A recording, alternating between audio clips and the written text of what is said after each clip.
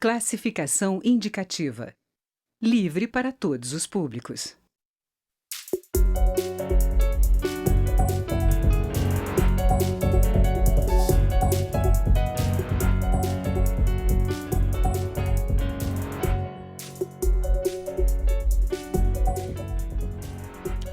Há 2 semanas, a Câmara aprovou o projeto que define os crimes de abuso de autoridade cometidos por agentes públicos.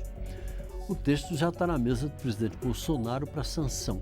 Segundo o projeto, as condutas dos agentes públicos só serão consideradas crimes se tiverem o objetivo de prejudicar alguém, beneficiar a si próprio, a terceiro, ou mesmo por capricho ou satisfação pessoal, por envolver interpretações subjetivas, em muitos casos, ou por atingir agentes públicos ou instituições.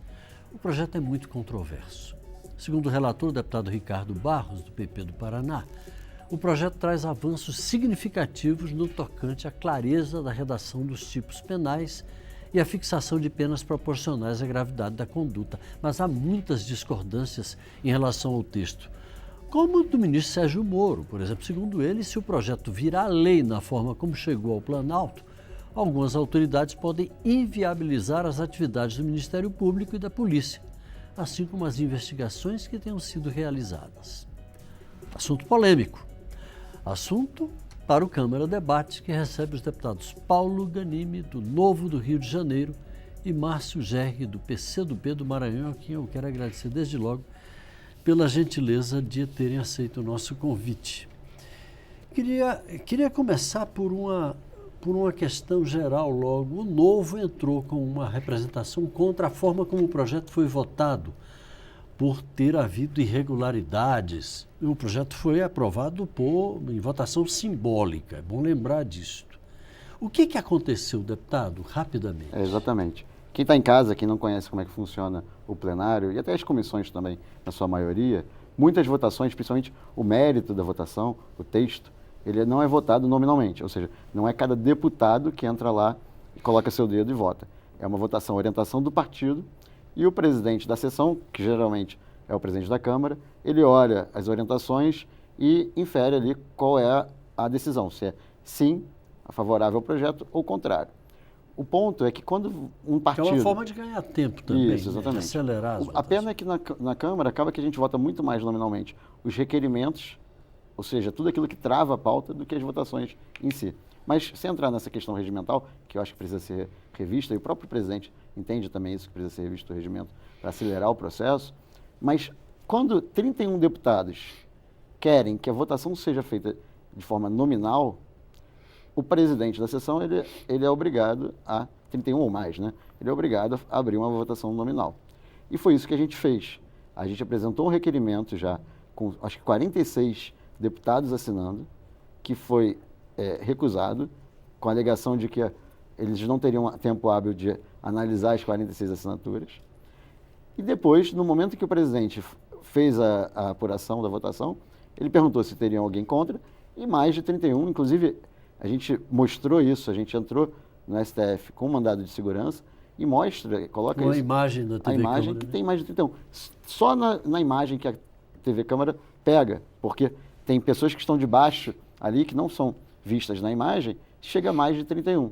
Agora, a questão de boa vontade ou não, de querer analisar isso. Está no STF, está com a relatoria do ministro Gilmar Mendes, estamos esperando. A gente não está judicializando o projeto, a gente está só judicializando a votação. A gente quer o quê?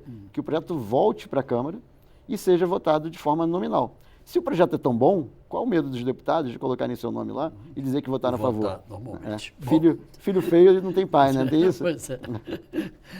Deputado Márcio Gerri, qual é a principal crítica da oposição? O senhor aqui representa, de certa forma, a oposição, se é do PCdoB, ao projeto. Primeiro, sobre a tramitação do projeto. O presidente Rodrigo Maia e toda a mesa da Casa, da Câmara dos Deputados, tem um rigor muito grande com o procedimento democrático, amplo, eu diria até paciente, com a tramitação das matérias, né, no âmbito da Casa. De modo que também, neste caso, seguiu a normalidade, uma certa rotina que há na Casa de votações. Então, não há quaisquer questionamentos melhor fundamentados sobre algum tipo de atropelo procedimental na votação desta matéria. Eu quero deixar isso bastante claro, porque não houve nenhum atalho para se aprovar esta matéria, já que, ao contrário, houve a manifestação de vários e vários partidos, de inúmeros parlamentares, quanto ao mérito desta proposição. A questão que fundamenta, sobretudo, a lei de abuso, esta lei do abuso de autoridade, é duas questões bastante simples. A primeira é que a lei é para todos. E a segunda, inclusive para quem deve executar a lei. Quem executa a lei tem uma missão institucional de muito relevo, de muita importância. Mas isso não confere a si mesmo ou à sua instituição a possibilidade, a faculdade de passar por cima da própria lei. Então, primeiro, que a lei é para todos, inclusive para quem a executa institucionalmente. E segundo, é que o texto da lei é autoexplicativo. É obviamente autoexplicativo. É contra o quê? O abuso de autoridade. Não é contra o exercício da autoridade. Não é contra a investigação, não é contra o pleno e integral funcionamento das instituições do Estado brasileiro, do Ministério Público, do Judiciário, do sistema de justiça de um modo geral, das polícias, enfim. Nada há que venha a diminuir o papel institucional e a execução concreta, prática e cotidiana das suas atribuições, das suas responsabilidades. Mas nós não podemos concordar com uma cultura que vem se criando no país do abuso de autoridade. Há casos vários que nós podemos, ao longo da entrevista, abordar, que têm níveis, inclusive, assim, que geram uma repulsa muito grande.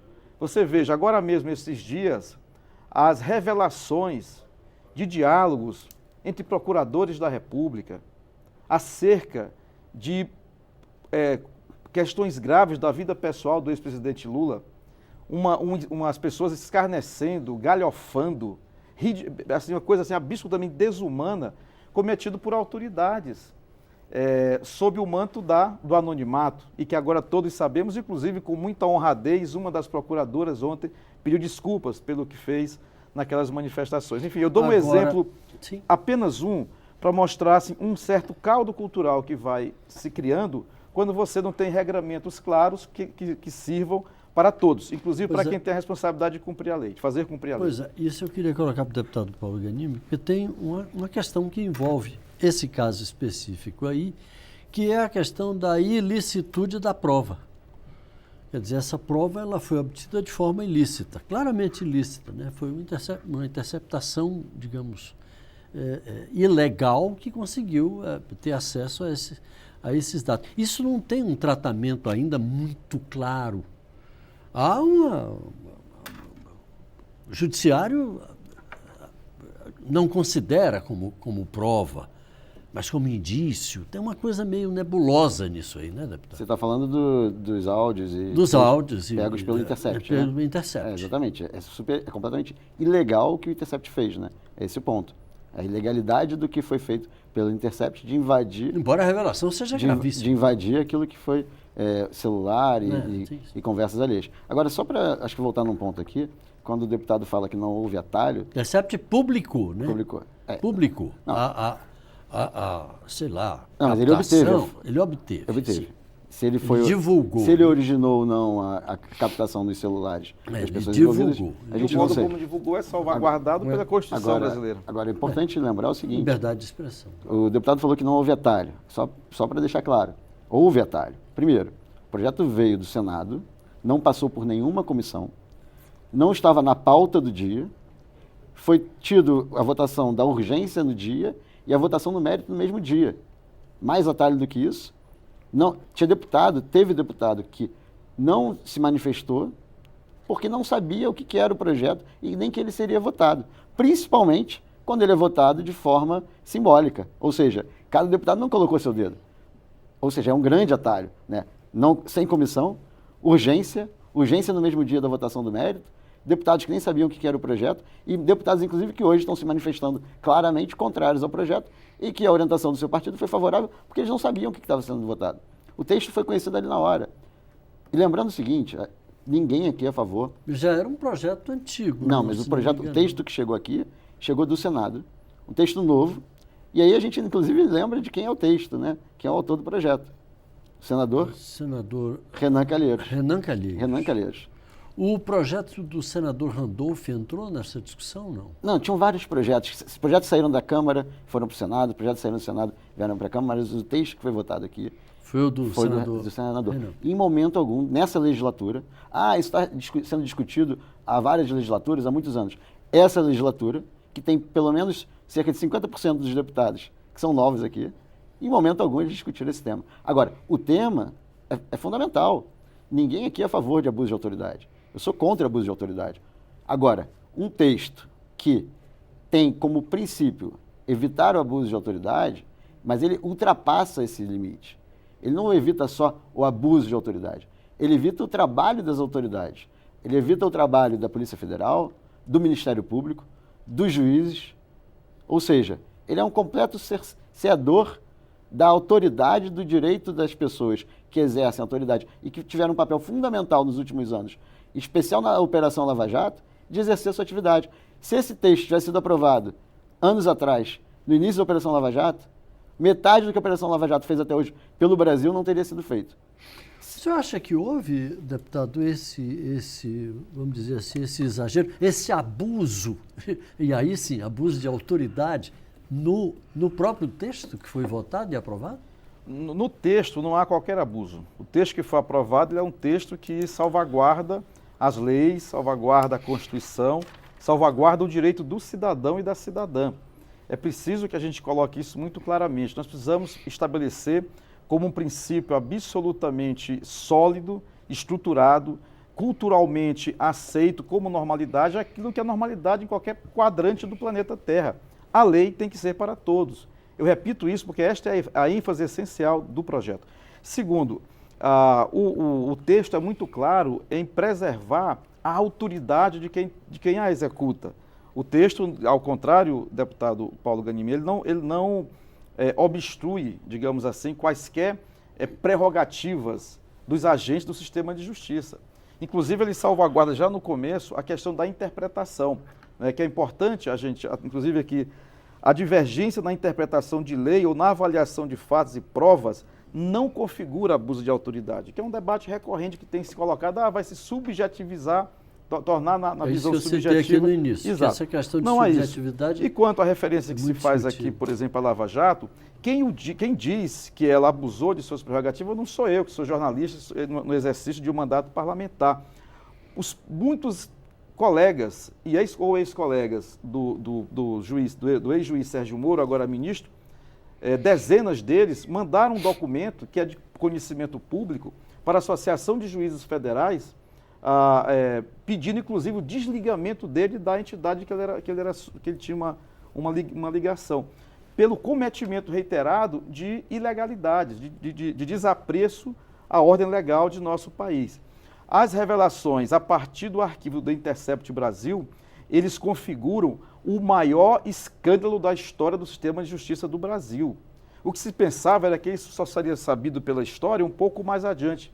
E as revelações, o conteúdo cuja revelação não é ilegal, o Estado brasileiro assegura a ti, a mim, aos que exercemos a atividade jornalística, o direito de expressão e o segredo, o sigilo de fonte.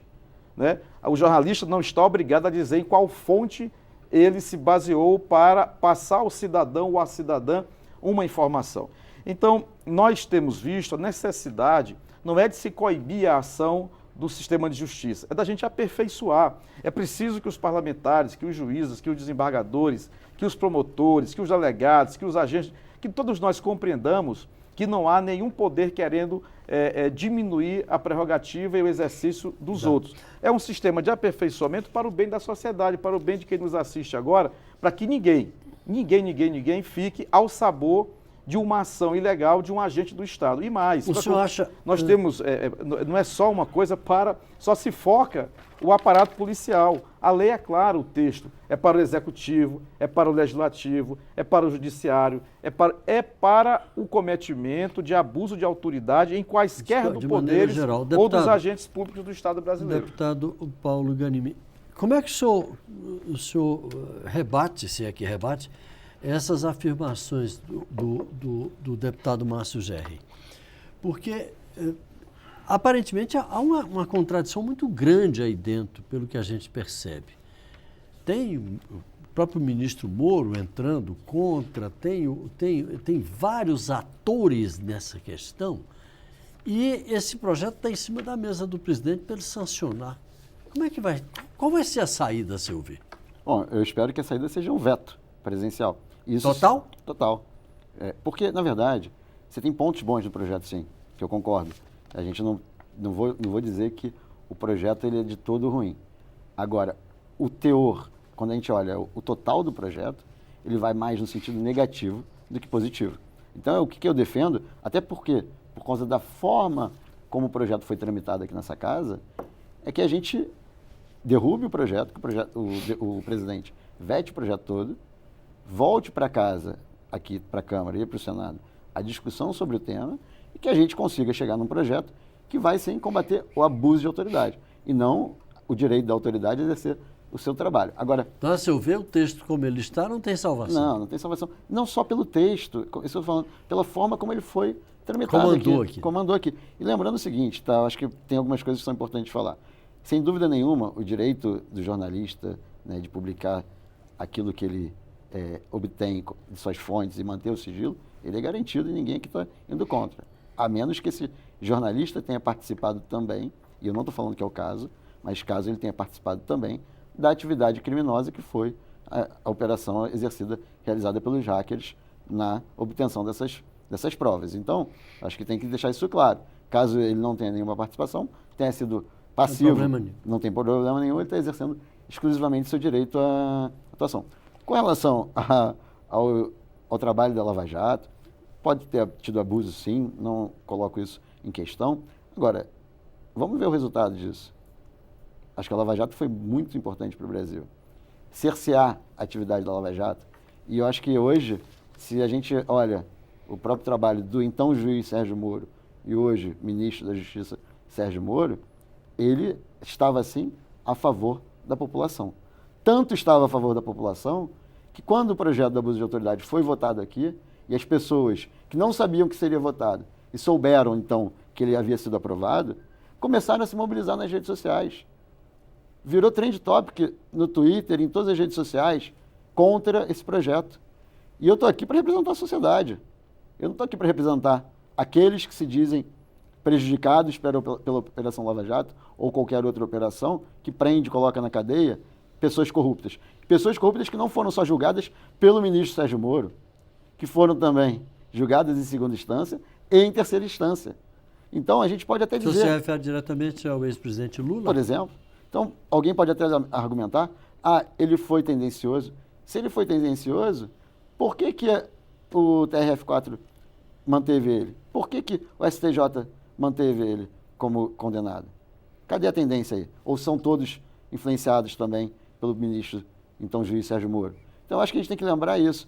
Eu estou aqui para representar o brasileiro, o povo brasileiro que estava insatisfeito, estava cansado com tamanha corrupção cometida por diversos políticos e diversas empresas que sempre se basearam nesses políticos para se manter como empresas ativas e poderosas e cada vez mais poderosas, que foi o caso das empresas que foram todas elas condenadas, empresas ou pessoas que eram representantes dessas empresas condenadas durante a Operação Lava Jato. E justamente essas pessoas não querem que esse projeto seja aprovado. Tanto não querem que se manifestaram contra. E se quisessem, todo mundo ia estar feliz de ir lá colocar o dedinho e marcar, fazer uma votação nominal. Agora... Se não tem problema, vamos votar, só que é isso. O Novo não está pedindo para que o ministro do STF anule o projeto. A gente está pedindo só para ter votação nominal. Se esse é o anseio da população, se esse projeto vai em encontro ao que a população quer, bota lá o seu dedo, faz que tenha votação nominal. Vamos ver se as pessoas vão ter coragem, se os deputados vão ter coragem de votar nominalmente a favor desse projeto e mostrar o anseio da população. Queria ouvir o deputado Márcio Gerri a respeito de um comentário que circula por aí que diz o seguinte: a rigor, abuso de autoridade pressupõe-se de cara que é crime, independentemente de haver uma definição, uma lei como essa, que se quer aprovar, definindo novamente. Não, peraí, é implícito. Abuso de autoridade é crime. Exato. Há muitas questões que são implícitas e, por serem implícitas, não são executadas. Se esse entendimento fosse realmente incorporado, não havia tantos abusos de autoridade em nosso país. E repito, não é abuso só do judiciário, não é abuso do Ministério Público. Há abuso em todas as esferas de poder no país. Não é uma questão para privilegiar A, B, C ou D.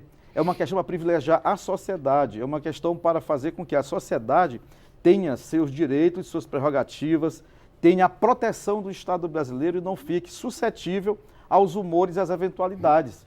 Nós temos vários e vários casos dessa natureza. Então, é uma lei, sobretudo, para proteger o cidadão e a cidadã brasileira. Segundo, eu sou radicalmente contra qualquer tipo de corrupção, mas não é contra a corrupção seletiva, é contra todo tipo de corrupção.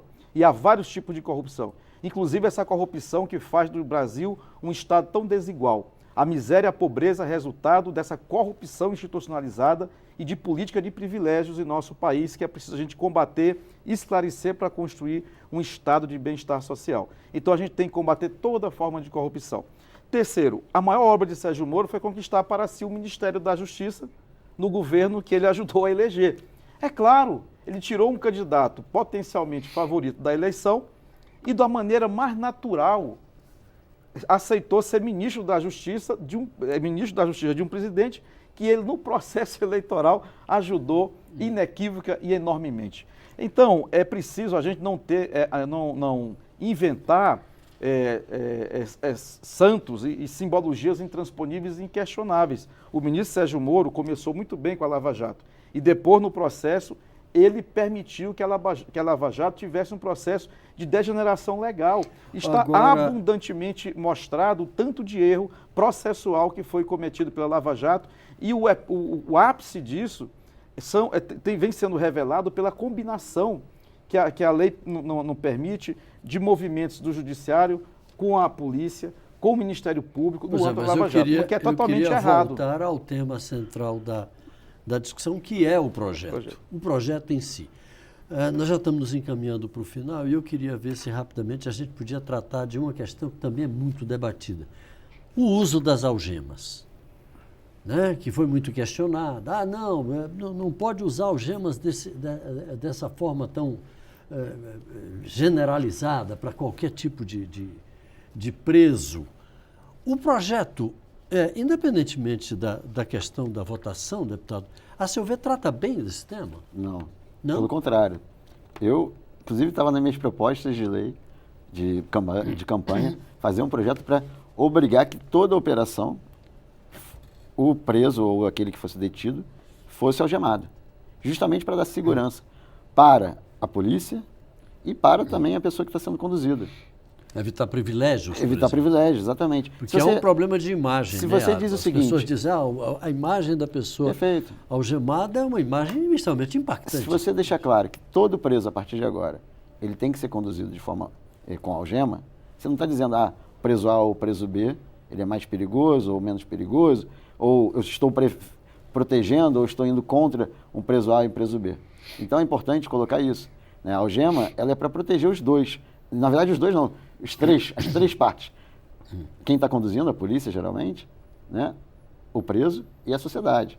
Você não tem que esperar o preso cometer algum ato violento para que ele seja algemado. Isso causa insegurança para todo mundo. Inclusive, eu tenho relatos de policiais rodoviários federais que deixam, às vezes, de perseguir ou de prender alguém com medo da insegurança jurídica que isso causa, que ele vai ter que colocar algema e ele vai botar um preso perigoso no carro dele, na viatura dele, e andar não sei quantos quilômetros até a próxima delegacia sem algema, ou vai ter que esperar que o cara se revolte dentro da viatura para colocar a algema. E outra coisa que é importante, né? Quando a gente fala quando o deputado falou que não impede a ação, né, dos policiais ou do Ministério Público ou dos juízes, não impede, mas causa insegurança jurídica.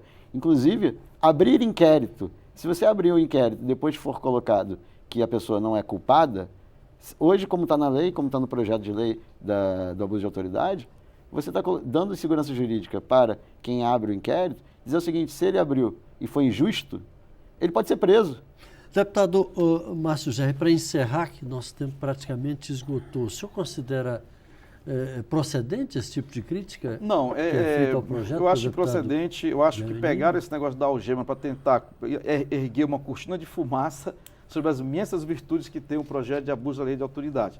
o que a lei determina, o que essa proposição determina, não impede que se use algemas. Né? Não há, inclusive, a algema precisa preservar, concordo com o deputado Paulo, que para preservar o policial, preservar a sociedade, preservar o próprio preso. Então, há situações, claro, naturalmente que cabe. Não é uma questão central dessa proposição, dessa lei que a Câmara aprovou. Dá para se chegar a um acordo. Agora, isso é fundamental. Para encerrar, o que eu quero sublinhar mesmo assim é que a lei de abuso da autoridade claramente é apenas para o abuso de autoridade. Portanto, quem não abusa da sua autoridade jamais terá o que reclamar de uma lei que visa a proteger a sociedade brasileira.